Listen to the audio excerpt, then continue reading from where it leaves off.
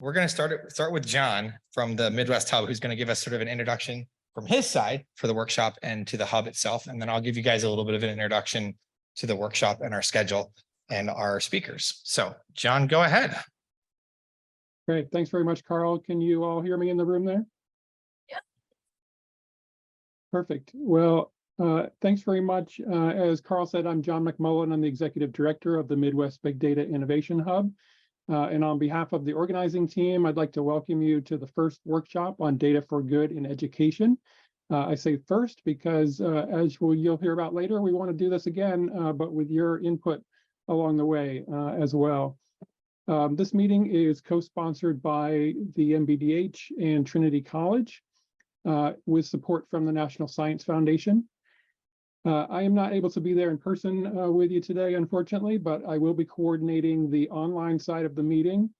We do have a group of folks joining us online as well who were unable to travel to Palos Heights today. And we do have an exciting meeting lined up for you that we hope will be something that you can take forward into your teaching and put that to work right away, what you learn over the next 2 days here. Next slide, please. So I want to introduce you to the workshop team and thank them for all of the hard work in getting us to this point. So you met Karl a moment ago, and you'll hear again from him about the goals of the workshop in a moment. But Karl brought this concept to the MBDH Community Development and Engagement Program, which provides support for new initiatives. And we really thought it was a great fit with our mission around building instructional capacity in data science education within the Midwest and beyond.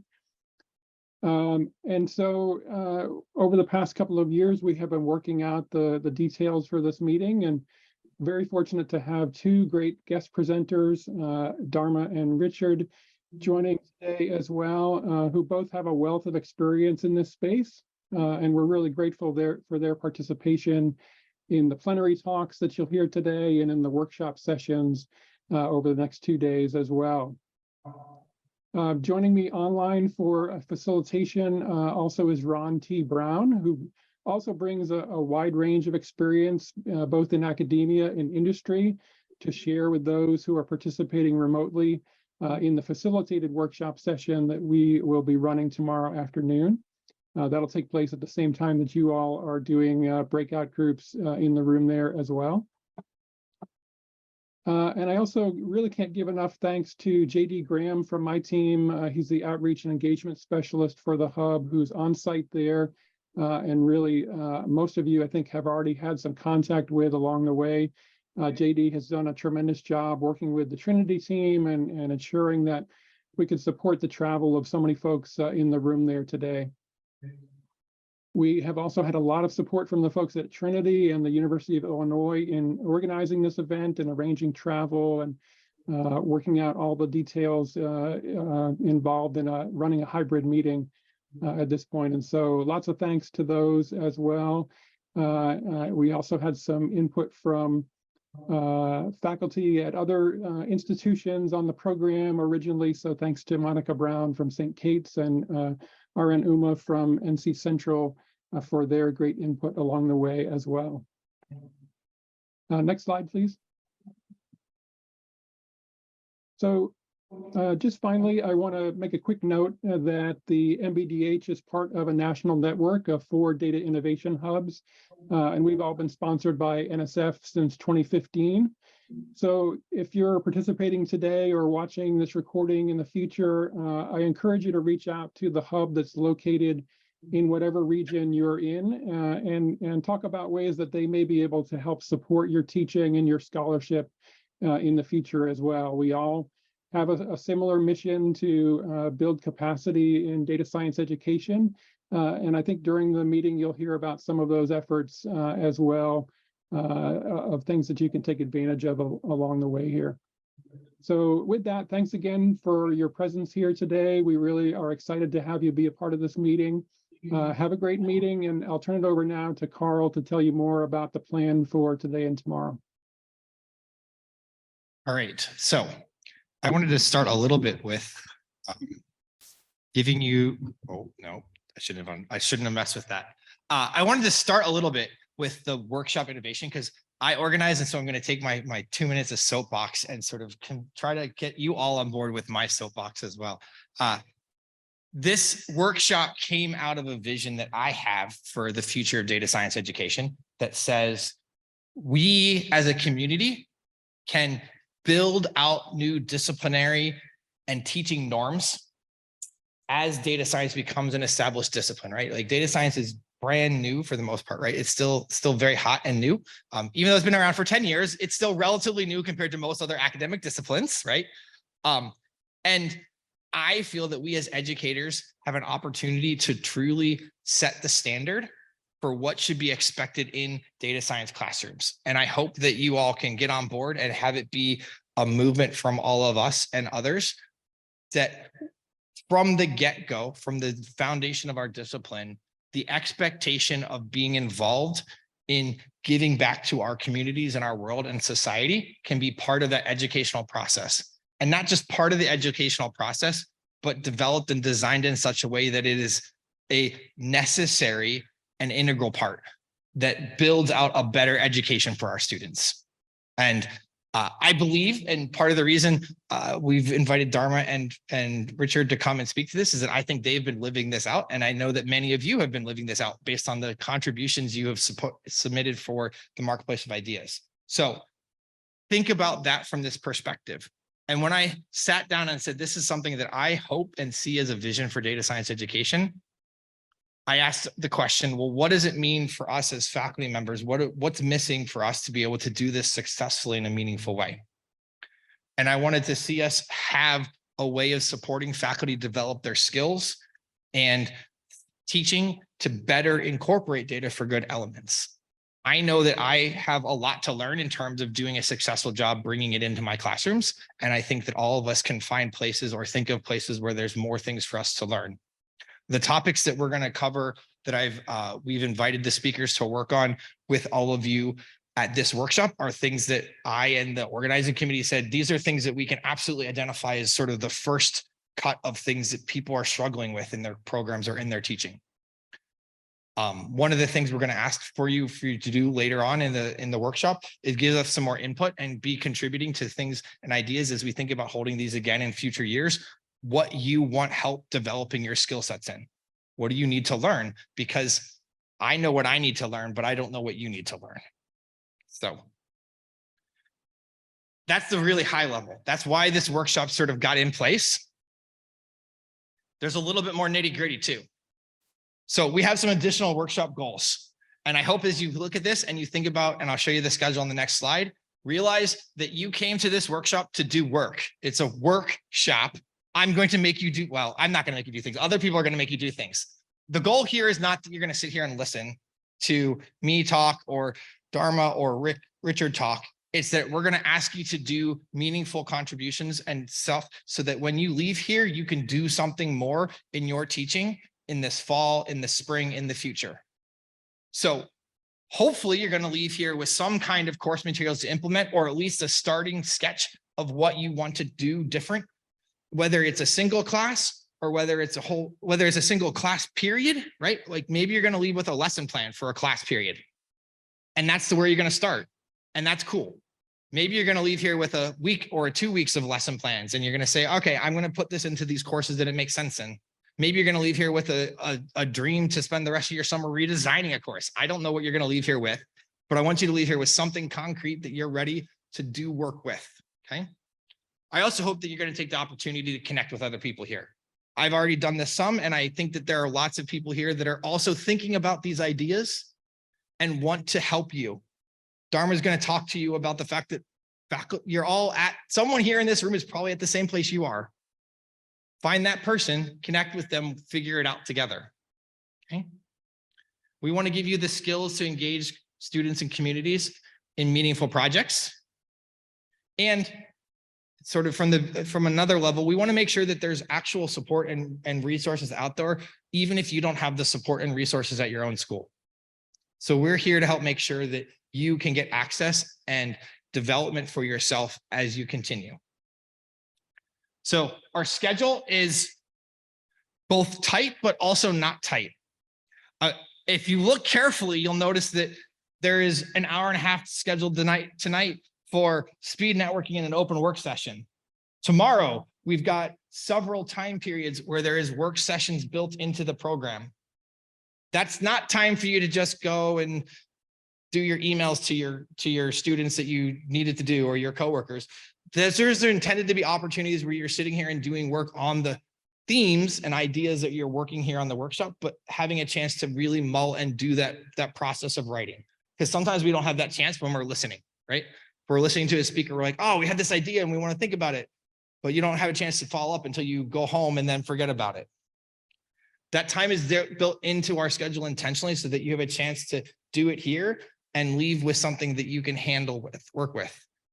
You'll also notice that we have way more time spent in workshop than we do having plenary speakers. Again, this is intentional. Those workshop sessions are chances where we're going to have Dharma and Richard guide us intentionally in building out and doing things useful for us to come out and leave.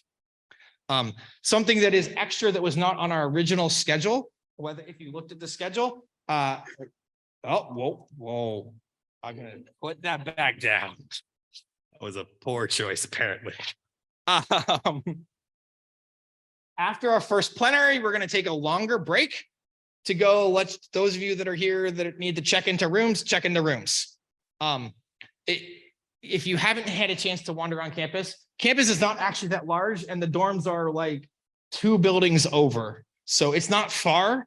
And there's a parking lot right there if you drove and want to drive over your bags, but we've got 45 minutes to walk over, get into your room, drop your bag, freshen up a little bit. I will ask that you reasonably promptly come back. Don't meander about, and if we can get started earlier, then that's okay. It gives us more time to do the things that we're here to do. But also don't feel like you have to rush if you need the time to freshen up because you've gotten up at a really crack of dawn to get here today on whatever flight we poorly scheduled you on. The other thing I want to point out at the end is that we don't have concrete plans for how dinner will happen, but if you are here and you want to stick around, either because you have a flight out on Saturday night or because you want to stick around and visit more, we will be having dinner for people available Friday or Saturday after we're sort of done working. JD and I will figure that out and we'll get sort of a head count sometime tomorrow. Some other things that I hope will be of fun interest are the marketplaces. If you recall, there was an invitation to share. We have I think we've got at least 4 or 5 people that have sort of given us materials to share that they're going to get a chance to share with you the things that they've been doing excitedly. And maybe that'll inspire you to do something different. I'll give you more of an intro on that tomorrow. We may do one at breakfast. We may not. We may wait until lunch. But is there anyone, because I'm a teacher, does anyone have any questions about our schedule? Are there things you're concerned about or want to know that I didn't explain enough on the schedule? Cool. All right. If you have any questions, either in personal logistics or about the schedule or concerns or anything else like that, please feel free to come talk to me. I'm happy to help troubleshoot things. I am the local rep. I know what's going on at Trinity, as will some of our AV staff. Or if it's about like travel logistics or reimbursements or things, you need to talk to JD, who is at the registration desk. I have no idea about how you get reimbursed or anything like that. You can ask me and I'm going to tell you to go talk to JD. So, all right. With that, I'm going to now introduce our first speaker. And I'm actually going to introduce both of our speakers because their slides are together. And that way we can have a chance to have them both get in and see it. So our first speaker for today is Dr. Dharma Daly. There's a nice bio up here. I'm going to give you like 30 seconds to read the bio, and then I'll tell you more.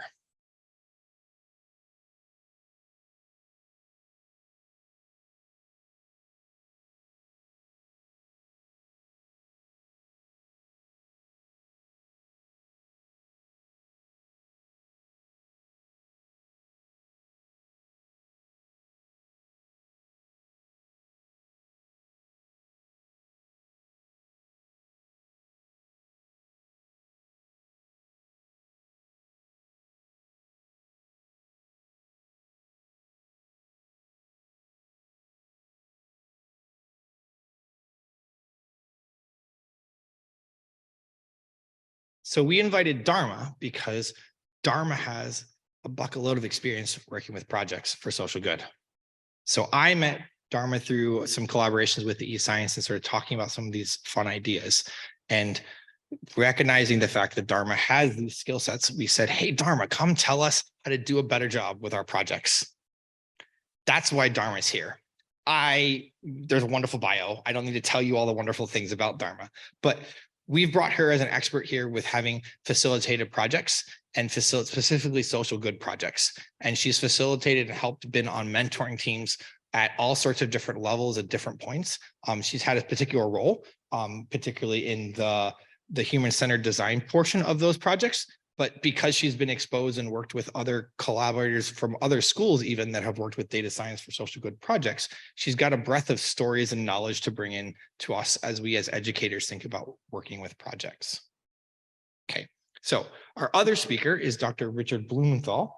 He'll be leading our first workshop today. So again, I'll give you a second to read his bio.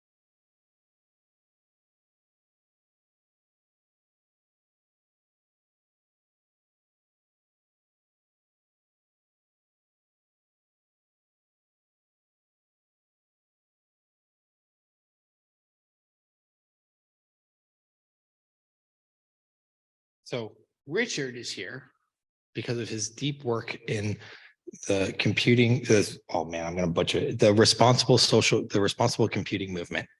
So from my view, and I think he'll share this, and he shared this morning sort of from his view, is that the idea of data science for social good fits hand in glove, either under the umbrella or hand in glove well with the social responsible computing movement.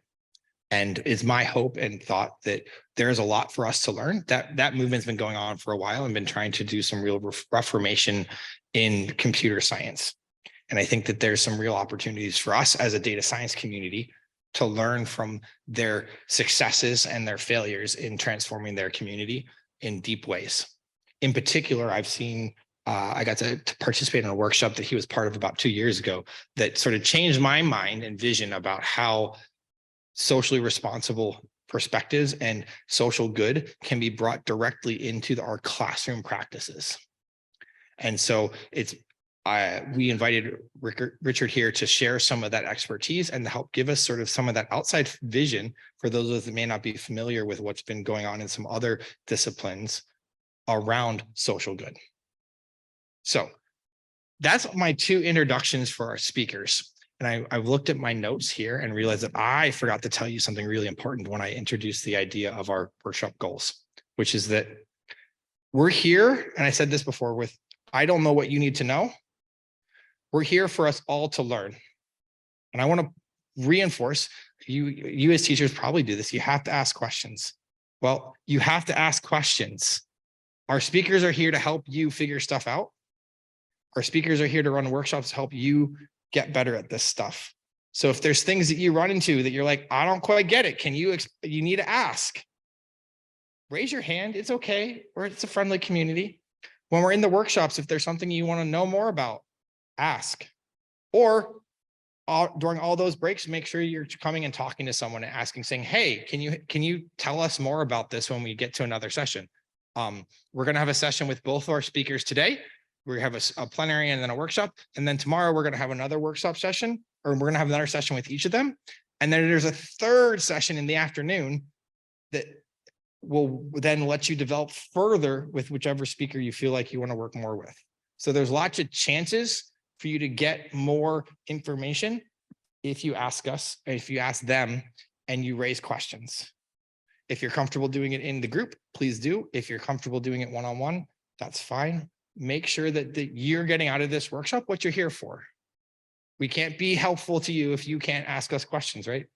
So, and with that, I'm going to pass it off to Dr. Daly for her preliminary.